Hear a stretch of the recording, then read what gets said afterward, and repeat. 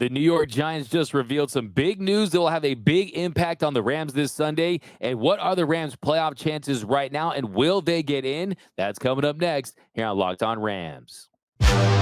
You are Locked On Rams, your daily Los Angeles Rams podcast.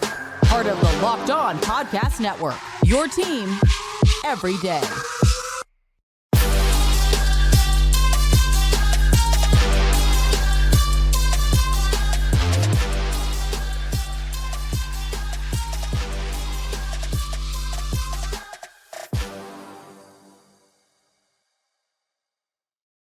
What is up, Ramily, and welcome to another episode of Locked On Rams, your daily podcast covering your Los Angeles Rams, free and available wherever you get your podcast. Locked On Rams, part of the Locked On Podcast Network, your team every day. We're also available over on YouTube, and we're trying to get to 11,000 subscribers before the new year. We're getting close, so if you haven't yet, do us a huge favor, join the party, hit that subscribe button, hit that notification bell, hit that like button, and let us know what will the Rams' final record be. And right now, do you believe they will make the playoffs? My name is Doug McCain. Friends call me DMAC. You can follow me on the X and Instagram at DMAC_LA. I've been covering LA sports for over a decade, 24/7 sports, Dodgers Nation, SI. Now the Rams for Locked On. And as always, I'm joined by the Rams pre, half, and post-game show host for the Rams flagship radio station, ESPN 710 LA.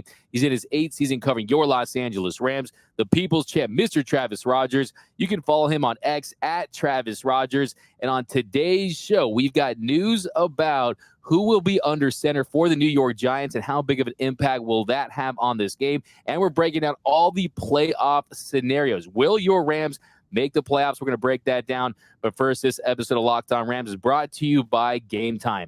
Download the Gametime app, create an account, and use code LOCKEDONNFL for $20 off your first purchase. Last-minute tickets, lowest price guaranteed. Now, Travis, just a few minutes ago, we got word on who will be starting for the New York Giants, and it is not going to be Tommy DeVito. Now, Dable and the Giants, they benched DeVito at halftime of Monday's loss to the Philadelphia Eagles, and he's going to be sidelined. He won't be starting this week. I don't know if Dable is going to get a delivery, some fishes, saying Dable swims with the fishes or something like that, but we'll see what happens. It feels like he went into an empty room like Tommy and Goodfellas, and he looked around, and basically his season's over, but it is going to be Tyrod Taylor, Travis.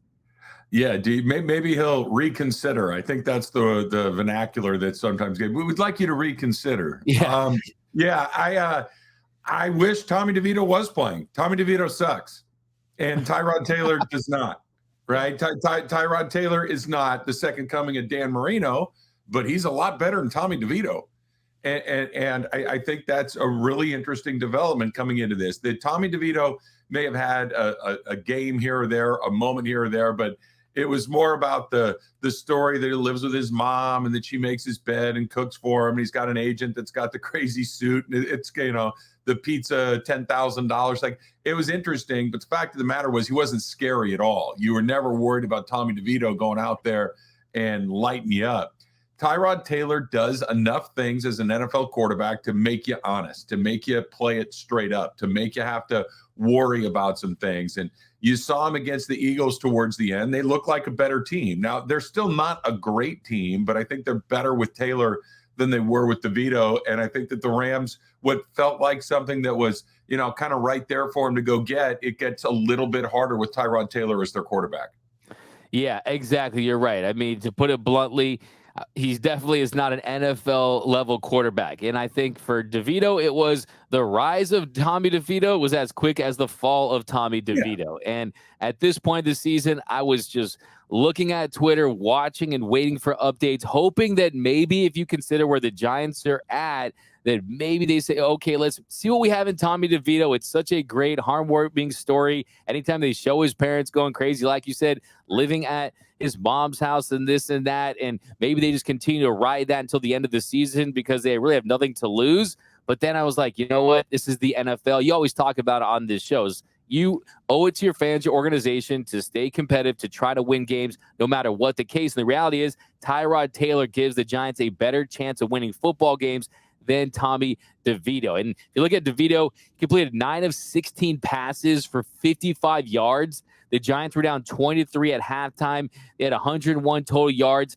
And Taylor came in on Monday against the Eagles, and he threw for 133 yards, had a touchdown, had an interception, and he had that Hail Mary attempt there at the late that was intercepted. But you could feel the momentum. And Tyrod Taylor, like you said, he's an NFL quarterback. He's someone who has a lot of experience in this league. In his career, he's 27-27-1. So hoping that after this game, he's under 500 as a starter. But that's who the Rams are going to have to deal with. And really the thing that comes to mind, and we'll break down this matchup, and we'll get into the granular nitty-gritty stuff later in the week, but it's the big plays. It's the safeties getting beat deep. We saw it twice against the Cardinals. We saw it against the Ravens. I mean, it feels like once or twice per week you're seeing a big play against this Rams secondary. That has to be avoided against Tyrod Taylor. And I think that's the thing that Taylor's going to bring to this team that DeVito did not.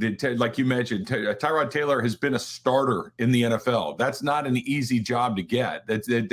There's only a handful of guys that have done that. He has done it. And what I think he will recognize is when he sees one of those opportunities for a big play, he's going to know it before it happens. I'll use Matthew Stafford, who's, a graduate level at this, that he breaks the huddle and he goes, oh, I got a shot here. Now, whether or not you hit it, that's a different thing, but you see it right away. Tommy DeVito, I don't think has that level of experience. He doesn't have that level of football IQ to know the mismatch before it's even taken place and know to take the shot right there. Taylor will. Taylor's been a starter in this league. Taylor's been around. Taylor's going to know that, I got an opportunity right here, whether it's on Darian Kendrick, whether it's on, Russ Yeast, whoever it may be. He's going to know what the mismatch is before the ball's even snapped. And that's the part that makes Taylor. Look, Taylor's on the bench for a reason too. Let's not talk him up like he's, Troy Aikman or anything like that. He's been on the bench, but he also has a level of experience in this league that is meaningful, that is potentially dangerous. The Rams should win this game. If, at the end of Sunday afternoon, I don't think we're going to be sitting around saying, if Tyrod Taylor didn't play, it can't be that. You got to beat him anyway, but it is a different assignment with a veteran quarterback back there rather than a guy who's been, playing NFL football for about 2 or 3 months. Yeah, in 9 games this season for the Giants. He's played in 9 games. He has a 1-2 record as in games where he started. He's thrown for 725 yards, 3 touchdowns, and 1 interception. But that's a great point right there. Look, if you're a Rams team, if your season is going to go down the drain because of Tyrod Taylor, that means you didn't belong in the playoffs to begin with, right? And that what we saw was an aberration. But guess what? I don't think that's the case with this Rams team. Right. And you look at Stafford, the way he's been playing, Kyrie Williams, the way he's been playing, the offensive line has done enough to get the job done. We talked about how this defense gives this team a chance to win. All signs point to the Rams winning this game, but it is on the road. It is the NFL. They would love to play spoiler. Here's another thing, too. If I'm pointing out a couple things that kind of scare me, it's Tyrod Taylor running the ball, getting a first down here and there to extend a drive that leads to points, and same with Saquon Barkley, who can still run the ball and he's still very productive at this point of his career. Yeah, no, look, Barkley is a problem. He's a really good player, and you've got a veteran quarterback, but they could potentially make some plays. But I think you bring up a good point that the Rams can win this game, and Tyrod Taylor can still have a day. The Rams are going to win this game because they score points. The Rams have gotten to where they are over the last month or so by putting up 30 points a game. Giants aren't going to score 30 points. If the Rams can get to that 28, 31, 35 number that they've been hitting pretty consistently since their bye week, they're in really good shape. If this turns into a weird game where the Giant defense can have a day, if Matthew Stafford is struggling, if Nakua doesn't have a day, if Puka, all the things that we know, and this game's played in the teens or the low 20s, then it's a different dynamic because, it's the NFL. The other team's going to score their 17 or 20 or 21 points.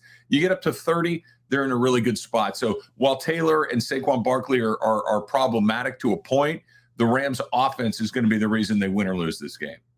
Yeah, and sometimes we can get as deep and into the weeds as we want as far as breaking down a matchup. But for me, this one is very simple. Protect the football and don't give up big plays. If you do those 2 things, I feel really good about my chance of beating this New York Giants team. But also, you mentioned bye. I heard talk about bye weeks there. How about the mini bye? The Rams are on the mini bye, and really they've been at a disadvantage so many times this season, playing 4 teams coming off their bye. The Rams are 1-3 in those games, but you mentioned the Giants playing on Christmas Day, the Rams getting the mini bye. I think they're going to be fresh and healthy heading into this one. I think that's going to be a big factor as well. It's a huge factor. And like you mentioned, it's been the first time that the Rams have been on the right side of that equation in a while. And I'll throw one more thing in there. And this is a little corny, but I also think it's pretty much true. The who wants it / needs it more, we're at that point of the season, right? The Giants are playing for a draft pick. The Giants aren't going anywhere. The Giants season is over in 2 weeks, no matter what happens. The Rams have to win this game. I know we're going to talk about this coming up in a little bit. They have to. They might have to win a week from Sunday too, up in San Francisco, and we'll get into that. But the Rams have to have this game. This is a game they should win. Sean McVay is really good at getting his guys ready to go when they absolutely need to be ready to go. So I'm not worried about them at all when it comes to their readiness. They're rested, they're prepared, and they got to have it. I think they're going to be in a good spot. That is a great point, because this is the same Rams team that was focused and ready to go. They were executing well against the Ravens on the road in an early window game in the rain. I think they're going to do the same against this Giants team. And I think that, look, the who wants it more, who needs it more, especially plays up when they know they got the 49ers on the road in their season finale. If it was like the Cardinals at home or something like that, then maybe the foot wouldn't be on the gas as much. But I agree with you 100%. That's a big factor. Now, will the Rams be in the playoffs? What do the playoff scenarios look like? What has to happen this weekend for the Rams to clinch a postseason berth? That's coming up next here on Locked On Rams. So we're getting into bowl season. We're getting into NFL playoff season. Of course, there's NBA basketball. There's NHL hockey. We're not that far away from baseball. And you're thinking, I'm going to get tickets to the game. I'll take care of it. Then all of a sudden, the game's here. Gametime app. This is where you put the Gametime app on your phone, because you don't need to worry about when and how you're going to buy tickets to your next big event, right? Gametime is the fast and easy way to buy tickets for all the sports, music, and comedy and events near you, right? And killer last-minute deals, all-in prices, views from your seat, and the best price guarantee. Gametime takes the guesswork out of buying tickets. You sometimes think, oh my gosh, I'd love to go today, but the game's just about to start. You don't have to worry about that. Gametime has tickets on deals right up to the start of the event, even an hour after it starts. It is the place to find your last minute deals. So don't wait around anymore. Don't think about, I can go here or there. Put the Gametime app on your phone, right? Download the Gametime app, create an account, and use the code LOCKEDONNFL for $20 off your first purchase. That's the Gametime app. Create that account. Use the code LOCKEDONNFL, LOCKEDON NFL for $20 off. Download that Gametime app today. Last minute tickets, lowest price, guaranteed.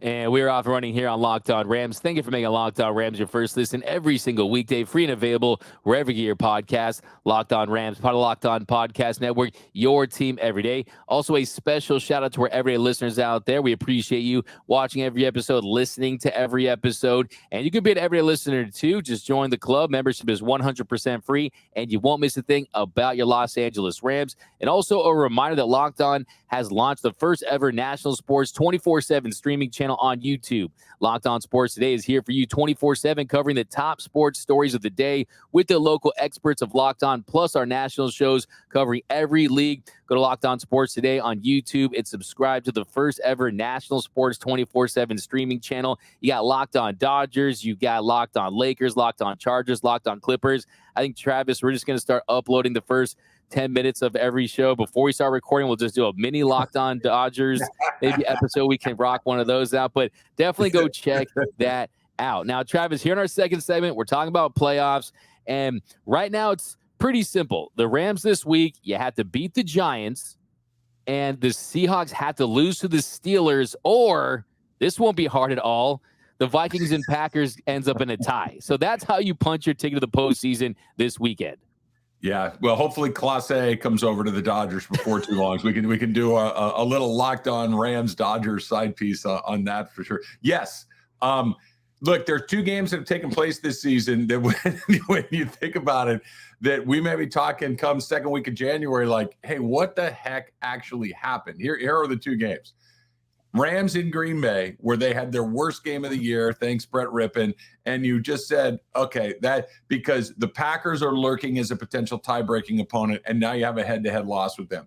The other game that could have made you breathe very easy going into week 18 of the season was Monday Night Football a couple of weeks ago when the Eagles were in Seattle and had that game pretty much locked up late. The Seattle Seahawks come back, they end their 4-game losing streak, and all of a sudden the Seahawks pull one out of their you-know-what to beat the Eagles. Now the Seahawks are grooving a little bit. The Seahawks are right there. Now, yes, you hold on to the tiebreaker over Seattle, but Seattle's got Arizona and Pittsburgh left. They can jump over you. Now you're down in the 7 and you're dealing with tiebreakers against teams like Green Bay that we talked about. You need to take care of business this weekend, but there is a scenario that exists where that San Francisco game, which we were hoping was just all right, well, we already punched our ticket. Now you got to go up there and win. And because they got their butts kicked by Baltimore on Monday Night Football, they're still competing for that number 1 overall seed. They're going to be throwing everything they got at you too. There's still a long way to go. Yeah, just imagine that San Francisco game, like you mentioned, the enormity of that, knowing that your playoff hopes could be on the line. But you mentioned that Seahawks team. You got to give them a lot of credit. I mean, they're squeaking out these victories late, and they put themselves in a position where you got the Steelers at home, that you play the Arizona Cardinals. They could finish 10-7, and then the Rams at 9-8, the Packers potentially at 9-8. And like you mentioned, that Packers loss just comes back to bite you, and then you start yelling and punching air, thinking about why you didn't get a backup quarterback earlier. But we are where we are. And look, the reality is, if the Rams win their final 2 games, look at the Mitch Lotta half full here, they're in and they have a 6 seed. They're the number 6 seed for a Rams team that started 3-6. They've gone 5-1 miraculously since the bye. And if you look at their chances right now, they're at 68% according to the New York Times playoff model. They were as high as 72% after they did beat New Orleans on Thursday night. Now, if they had lost that, they would have been under 20%. So we're still playing relevant football in December. And just kind of going deeper into it, the Rams, they did get help from the Lions, who beat the Vikings, but the Packers, Seahawks, Bucks, and Falcons, they all won. Talking about Seattle's comeback over the Titans, that was the 2nd straight week they did that. Now, a win over the Giants, that increases the Rams' odds to 88%. And you win the final couple games, then you're absolutely going to be in the playoffs. So really, the focus is beating the Giants this week, and hopefully everything else will take care of itself. Yeah, Sean McVay was talking about that too, that he's trying, what the Rams have been really good at since coming out of their bye week is controlling what they can control. And what they can control this week is getting ready for the New York Giants. What they control this week is their own team. They can't worry about what Seattle does. You can't worry about what Green Bay does, but that's what you and I are here for. We're here to worry exactly about those things because it is worrisome. That Niner game feels like it's going to matter. And I guess if you want to be optimistic, and maybe we can talk about this on Monday morning when we kind of come back and are talking about what happened on Sunday afternoon. When the Rams have to have it against the Niners, they found a way to get it done, and then hat tip to Jaquasti Tart, yet again, but they can do it. We saw them play with them for a half. San Francisco is really good, but they've lost games this year. They can be beat. We've seen what happens when Brock Purdy has to play from behind. It's not particularly pretty. Let's hope we get the help. Well, let's hope we get the help anyway. I do not need to go into San Francisco. It's the one matchup with Sean McVay that you have. You're like, yeah, I don't think we're on the right side of this one. It might be the only one in the NFL that I feel that way about, but that may be what it comes down to. Hopefully not. Hopefully that somebody, I don't know, is it Trubisky? Is Trubisky the quarterback for the Steelers? Hopefully Trubisky steps up and does something for us. Yeah, so that's basically the dream scenario, right? Because you have the tiebreaker over the Seahawks. If you can get them to some way, somehow lose one of their final 2 games, that definitely helps in a big way. Now, the doomsday scenario for the Rams is if you beat the Giants on Sunday, but the Seahawks, they beat Pittsburgh and Arizona. The Packers beat Minnesota and Chicago. Chicago hasn't beaten the Packers in Lambeau since 2015. So if those 2 teams win their final 2 games, the Rams absolutely have to beat the 49ers if they want to make the playoffs. It's as simple as that. You have to find a way to go into San Francisco and get a win. And you know what, Travis, I'll say it right here, right now. There's a part of me that kind of wants this. There's a part of me that kind of wants to get this San Francisco, get the regular season San Francisco monkey off our back in a situation that would rally the troops, galvanize this group, saying once and for all, we're going to go up to San Fran, get that win, but the same token also gives me nightmares. Okay, let me ask you this. What do you think I always like to do this. Whenever I'm thinking, okay, do I have to worry about this? Like, I try to put myself in the other guy's shoes and think about what it may look like when it comes around. Are the Niners worried about playing the Rams? I don't think they are. I think that's one of those that we feel pretty good. This is the right opponent at the right time. This is a good matchup for us. That's why I don't like it. Can they win? Of course they can. It's the NFL. Everybody can beat everybody. You know, the whole cliche about any given Sunday. But I don't think that the Niners are like, oh, man, the Rams are hot. I think they're thinking, oh, perfect. We got the Rams. We got the Rams coming in here just because it's been such a good matchup for them, the Shanahan era. Rams always got a shot. They got Matthew Stafford. They've got a couple of guys on offense and got Kyren Williams, but it's a bad matchup for the Rams, and hopefully it takes care of itself prior to us getting there. Look, Nick Mullins goes out there and deals it. Then all of a sudden we've got a totally different dynamic. They still have a faint heartbeat, so hopefully we can see something out of those guys. Yeah, like we were talking about before this show, the thought of Nick Mullins having the Rams playoff hopes in his hands definitely scares me. A guy that throwing 6 interceptions over the past 2 weeks. That's absolutely terrifying. That definitely keeps you up at night. But to answer your question about the 49ers, are they afraid to play the Rams? The answer is absolutely not, especially in the regular season. I think if it was the playoffs, different. I think you would start to see some doubt creep in. Shanahan, I mean, they still need to get over the hump with all the talent they have. I think at that point, too, if you're playing the 49ers in the playoffs, that means the Rams are continue to be that hot team, a lot of top-end talent that has a Super Bowl winning coach, a Super Bowl winning quarterback. But in the regular season, the 49ers, they realize that they have too much talent to not perform better, and they want to have a get-right game. They want to start feeling good and start firing all cylinders heading into the playoffs. So definitely it scares me in the regular season. The playoffs thing is a different story, but absolutely to answer your question, I think the 49ers almost welcome and want the Rams coming in there to play a relevant game, to kind of give themselves a reason to have to play up and get those juices flowing heading into the playoffs. Yeah, I mean, make Brock Purdy have to do something. I think and I know he's an MVP candidate right up until he threw 74 interceptions on Monday Night Football, but it's make him do something. I know that Debo can do something. I know that Kittle and McCaffrey and those guys can do something. I know Ayuk can do something. I know that defense with Warren and Greenlaw and the rest of them can go do something for sure. Make Brock Purdy do something special. Prove it to me. Like, you know what I mean? Like, just in the playoff, quarterback play is so important, and there's going to be a moment or two, and, you know, maybe it's not a playoff game necessarily for the Niners, but it's going to have a playoff intensity for the Rams if, in fact, it comes down to that, and make them go do their thing against Brock Purdy. I like the Rams' chances because I'm still not sold on that guy. When they've had to have it, big that Monday Night Football game was a big deal. It was an MVP showdown. It was a standalone game. He threw 4 picks and he looked like you know what. Now, everybody has a bad day. I'll give him a little grace on that, but make Brock Purdy beat me. Okay, let's take a chance. Yeah, by the way, did I miss the part where Sam Darnold had a beard? I mean, I knew with the Panthers he was rocking a beard, but the San Clemente Triton out there, the former Trojan, kind of looked good there until they threw that pick. But coming up in our last segment here on Locked On Rams, we're going to continue to talk about the playoffs and how the Rams have come too close. They've gone too far to come this far, and they had to absolutely get the job done for the season they have. That's coming up next here on Locked On Rams. All right, get your phone out, get your PrizePicks on your phone, and start having a good time. That's what PrizePicks is. It's fun. It's a good time. And look, D-Mac and I were talking about, D-Mac's had a pretty good fantasy football season, but you could have a good fantasy football day, a night, right? DFS, Daily Fantasy Sports, the largest in North America. That's what PrizePicks is. And it's easy. It's fun and it's easy. You pick between 2 and 6 players. You decide whether you want to go more or less on their statistical projections, and you win up to 25 times your money. And you know, we talk a lot of football here. D-Mac and I are both baseball guys. There's basketball going on right now.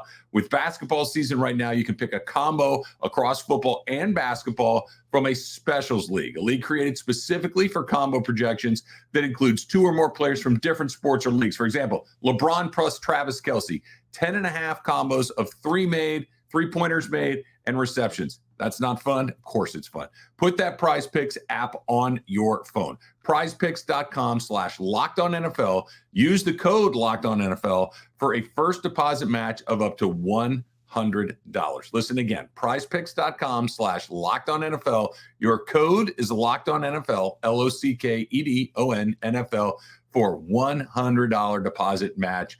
Absolutely go do it right now. PrizePicks, daily fantasy sports made easy.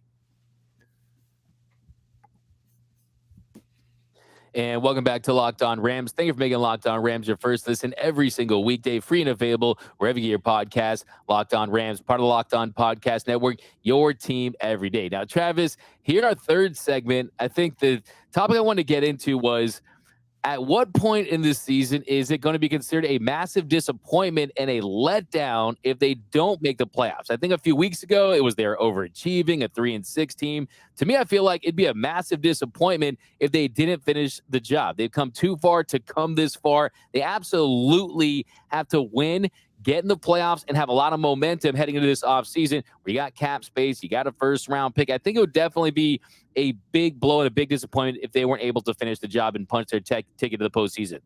Anybody that listens to me on my radio show will know that I say this a lot because I think it's true, and I think that it applies here exactly. Two things can be true at the same time. It can be an incredibly disappointing finish to a season that's also an incredibly successful season. If they don't win in these next couple of games, if they don't get into the playoffs, it's going to be awful because they did all of the work, right? They went from 3-6 in their bye. And by the way, those first 9 games, they looked like you-know-what for the last 5 or 6 of them. They were pretty good early, but after that, they beat Arizona and Indianapolis. That was really nothing to write home about. They looked pretty bad doing it. And I think the expectations were, let's see how high we pick and let's see what happens in the second part of the year. They got hot. They're playing really well. They're winning a bunch of games, and now they control their own playoff destiny. So if they don't get in, it will be a disappointment, and it'll sting for about a few weeks and maybe until the end of the playoffs and the Super Bowl ends. And then you're going to look back and say, as a team is supposed to win 4 or 5 games. That's a team that instead won 8 or 9. That's a team that's going to have a first-round draft pick for the first time in a long time. That's a team that just went and found 5 starters in one draft, 6 if you want to throw Kyron Williams in there as more or less a first-year player. This is somebody that has a full complement of picks. This is somebody that has upwards of $70 million to spend. This is a team that's getting really close to being really good all over again. That window kicked wide open again in the span of about 2 years. That's going to fill people with optimism. That's going to fill people with hope. So, yes, wildly disappointing to come this far and create this much enthusiasm for a season that really didn't have any early. But once the sting of it wears off, if in fact it does happen, it's a pretty darn good year when you take a little perspective and take a step back from it.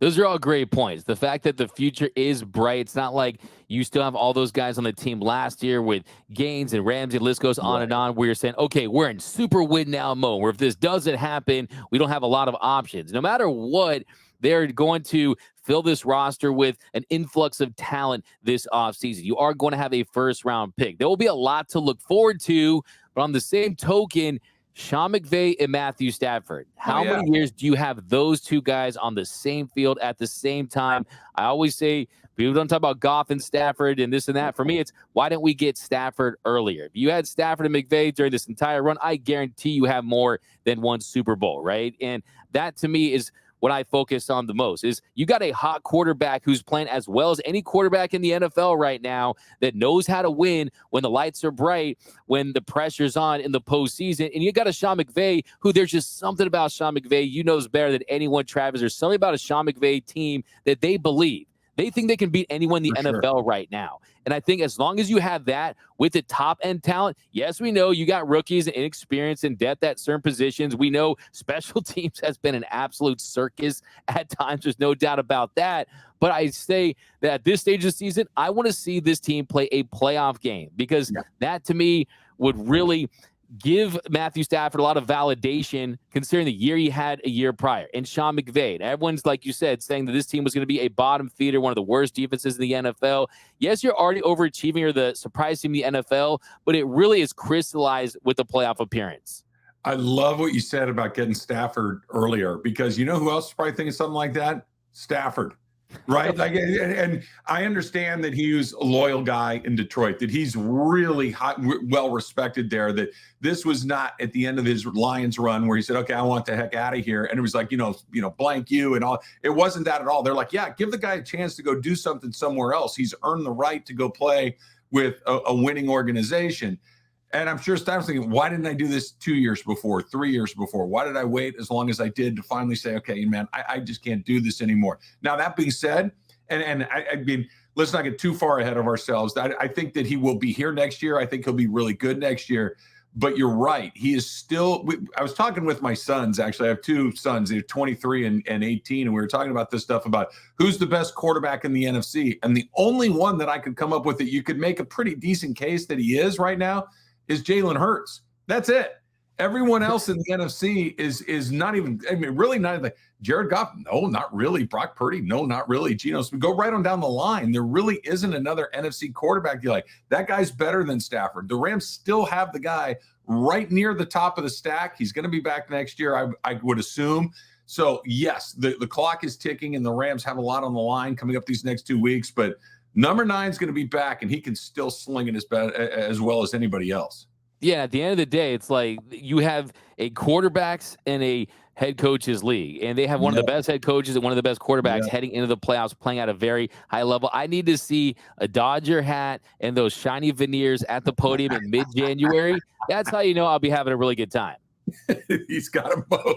He's got them both, man. The Stanley Ipkiss ones from The Mask, right? I think Freddie Freeman's got a pair himself. Dropped a big bag on. No, but first of all, nobody's got the Freddie ones. Those are like the Jim Carrey from The Mask. Yeah, those are next level. Those are real deal horse. Sometimes when I see Freddie, I'm like, hey man, can I check my hair in those?